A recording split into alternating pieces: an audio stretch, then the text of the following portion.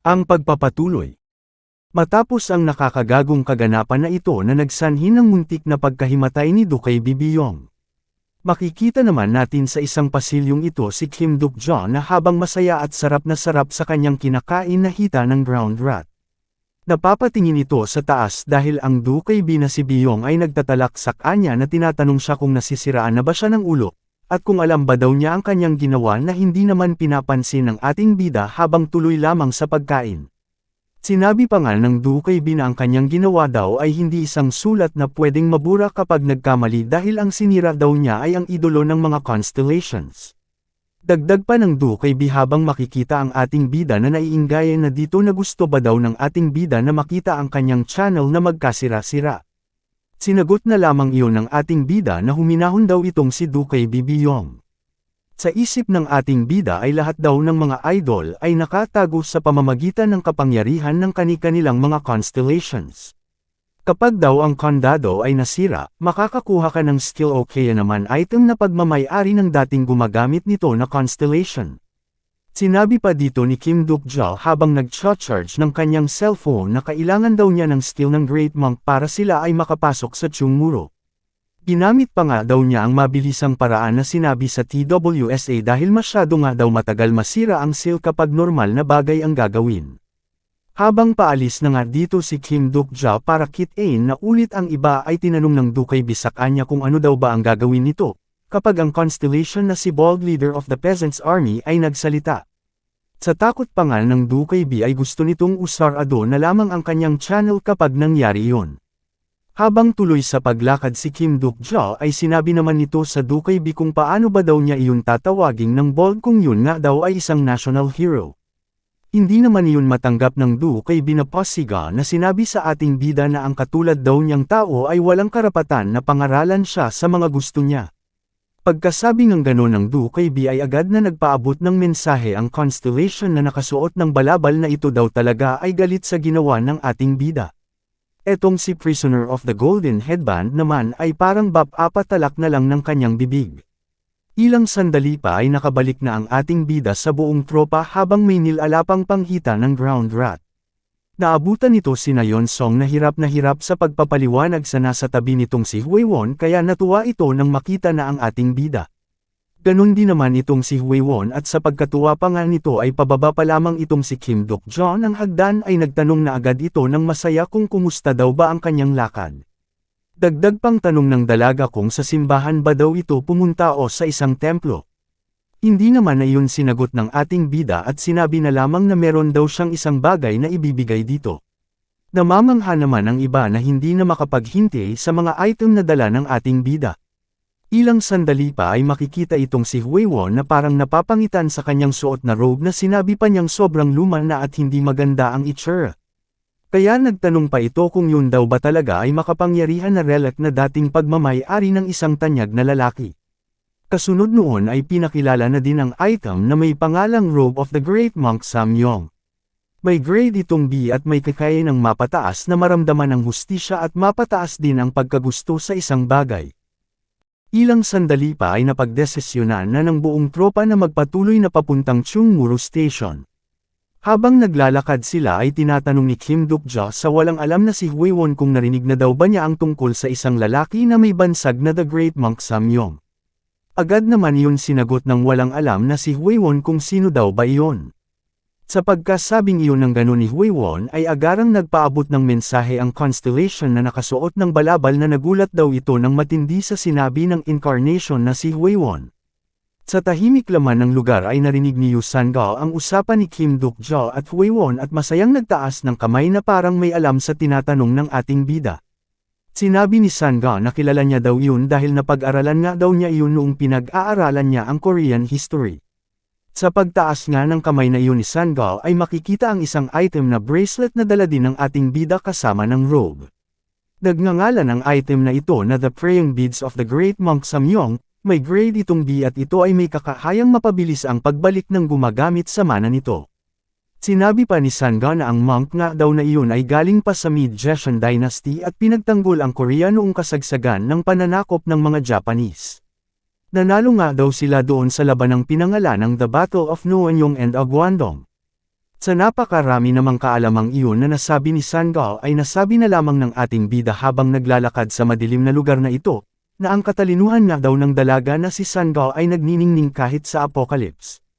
Ang nakasubaybay naman na constellation na nakasuot ng balabal ay naantig sa mga papuri na nasabi ng dalaga na si Sangal.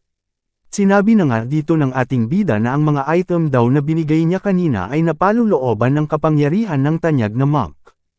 Nagulat naman doon sa narinig si Sangal na hinipo-hipo na ang kanyang bracelet sa mangha habang si Huiwon ay parang naramdaman din ang kapangyarihan ng rogue kaya sumang-ayon din ito. Habang naglalakad pa sila ay patuloy din sa paggamit si Hilyong sa kanyang skill na interspecies para malaman kung may panganib ba na nag-aantay sa kanilang daraanan. Sa patuloy nilang paglalakad at pag-uusap tungkol sa tanyag na monk ay nakakaloko pang sinabi ni Kim Duk-ja kung paano niya nakuha ang mga item na kanyang dala. Sinabi niya na nag-alay lamang daw siya ng panalangin sa statwa ng tanyag na monk at walang ano-ano daw ay may bigla na lamang na nahulog mula sa kalangitan na mga items. Hindi naman doon makapaniwala ang buong tropa na ganoon-ganon na lamang pala iyon. Habang si Huiwon naman ay makikitang parang hindi naniniwala sa sinabi ni Kim Duk-ja. Sinabi pa ni Kim Duk-ja na naniniwala daw talaga siya na ang tanyag na monk na si Samyong ay pinadala sa kanya ang mga item na iyon para sa hinaharap ng kanilang bansang Korea. Katulad nga daw ng kung paano niya pinrotektahan ang bansa noong kasagsagan ng pananakop ng mga Japanese, siya naman daw ngayon ay pinadala sa kanila ang items para sundan ang kanyang ginawa. Sa mga sinabing iyon ng ating bida ay nag-anunsyo ang system na sinasabing may mga constellations daw na namamangha sa pagiging walang hiya nito. Sa pagkambansi pa nga niya kina Huiwon at iba pa ay sinabi pa niyang nakikita naman daw nila iyon na ang Korea daw sa kasalukuyang nangyayari ay nakakaranas ng pananakop. Si Huiwon naman ay parang hindi pero naniniwala kay Kim Duk-ja na parang alam niya na nagsasabi lang ito ng kung ano-anong kwento. Pero iba itong si Sangal at Yonsong dahil parang naniniwala ito sa kalokohan ni Kim Duk-ja. Kasunod noon ay nag-anunsyo ang system na sinasabing ang constellation daw na nakasuot ng balabal ay naantig sa sinabi ng ating bida. Pagkatapos noon ay makikitang nagdarasal na ang tatlo sa kanyang likuran sa paniniwala sa sinabi ng ating bida. Si Huiwon naman ay patuloy sa pagbusisi kay Kim Duk-ja dahil hindi talaga ito naniniwala dito habang ito ay parang walang puso sa kanyang ginawa sa mga kasama.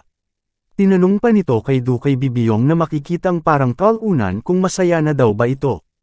Ilang sandali pa ay nag-anunsyo na naman ang system na sinasabing ang constellation daw na nakasuot ng balabal ay sinabi na ang kanyang nickname.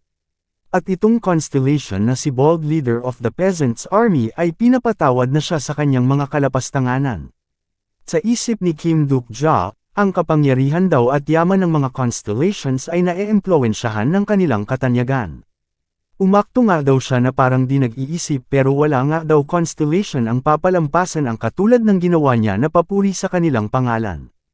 Habang naglalakad peren nga sila ay tinitingnan-tingnan dito ni Huiwon ang kanyang balabal habang nakangiti ito at sinasabi ang pangalan ng may-ari ng balabal na suot niya dahil tatandaan daw niya yun. Kasunod naman agad noon ang pagdating ng mensahe na ang constellation daw na si Bold Leader of the Peasants' Army ay masayang tinatanggap ang pagkilala ni Huiwon sa kanya at nagbigay dito ng 100 coins. Kasunod noon ang pagpapaalala ni Kim Duk-ja sa buong tropa habang patuloy na naglalakad na maghanda daw ang mga ito dahil malapit na daw sila sa Chungmuro. Nagsalita din naman si Huiwon at sinabing salamat daw sa skill ni Hilyong na interspecies communication dahil hindi daw nila nadaranan ang mga ground rat. Makikita naman natin dito si Kim Duk-ja na parang seryoso dahil sinabi na nitong maghanda ang buong tropa ay sinabi pa niya dito na wag peren daw magpabeya ang mga ito.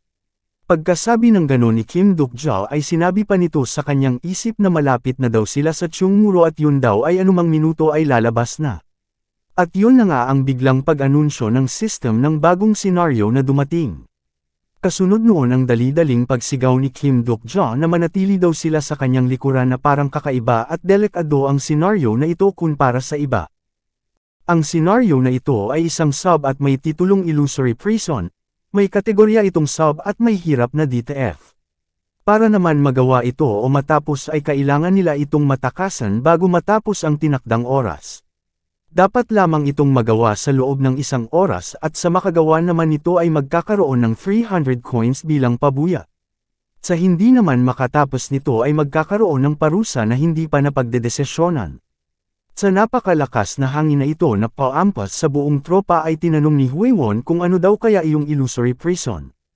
At sa hudyat nga rin ng paampas na napakalakas na hangin sa buong tropa ay sinabi ng system na ang sub-scenario daw ay nagsimula na.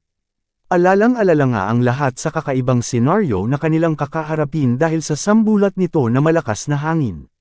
At ilang sandali pa ay ayun na nga makikita na dito ang paghampas sa kanila ng napakalakas na hangin na kapag hindi nila inayos ang kanilang tayo ay tiyak na ikakatambo nila. Nasabi pa nga ng isa na sa nalalanghap daw niyang hangin ay pakiramdam niya ay nahihilo siya. Ilang sandali pa ay makikita ang isang babae na ito na mukhang gaskosan habang tinatawag ang pangalan ni Kim Duk-ja. Napadilat naman doon ang lalaki dahil sa kanyang narinig at hinanap kung sino yung tumatawag sa kanya na hindi pamilyar ang boses. Ilang sandali pa sa nagkukulay lilang hamog na ito sa kapaligiran ay muling tumawag ang babae habang makikita naman si Duk-ja na nakatulala na parang nakatulog ng dilat ang mga mata. At sa di kalayuan ay may nagsasalita na may hindi daw tama habang tinatawag din ang pangalan ng ating bida at tinatanong kung nasa malapit lamang ito. Ang nakatulala na si Kim Duk-ja ay parang nilalasap ang kakaibang pangyayari habang makikita ang isang kamay na padampi sa pisngi nito, at malambing na sinasabi na dapat umakto daw ito na parang walang nakita. At yun na nga sa pagkaalam niya ng kanyang bangungot ay napangiti ito at sinabing yun daw pala iyong kanya. Pagkatapos noon ay biglang lumabas ang kanyang personal skill na the fourth wall at nag-activate para pigilan ang illusion na kanyang nararanasan. Kasunod ng activation ng the fourth wall skill na iyon ng ating bida ay parang lumaya sa napakalakas na kuryente ang kulay lilang hamog na nakapaligid dito. Kasunod din noon ang pag-anunsyo ng system na naging immune daw siya sa epekto ng illusory prison dahil sa kanyang skill. Nang mahimasmasan na ng tuluyan ng ating bida ay sinabi niya na ang illusory prison daw ay ang zone kung saan nilalabas nito ang iyong trauma na magsasanhi sa iyo para ikaw ay mabaliw. Kahit nga daw ang protagonist na si Jung Yok-yu ay nahirapan din doon at yun nga daw ang pinakang mapanganib na dapat pagdaanan ng isang regressor na dapat niyang harapin. Pagkasabi niyang ganon ay mabilis itong lumingon sa mga kasamahan na malapit ng mabaliw dahil sa walang awang ilusyon, at malakas na sinigaw na ikalma daw nila ang mga sarili nila at huminga ng malalim. Sa nangyaring iyon sa ating bida ay nagpaabot ng mensahe ang Constellation na si Secretive Plotter, na sinasabing napahanga daw siya nito dahil sa tibay ng kanyang utak na labanan ang illusory prison at nagbigay ng 100 coins. Ang iba namang constellations ay sinasabing nalulungkot sila dahil hindi nila nalaman ang nakaraan ng ating bida.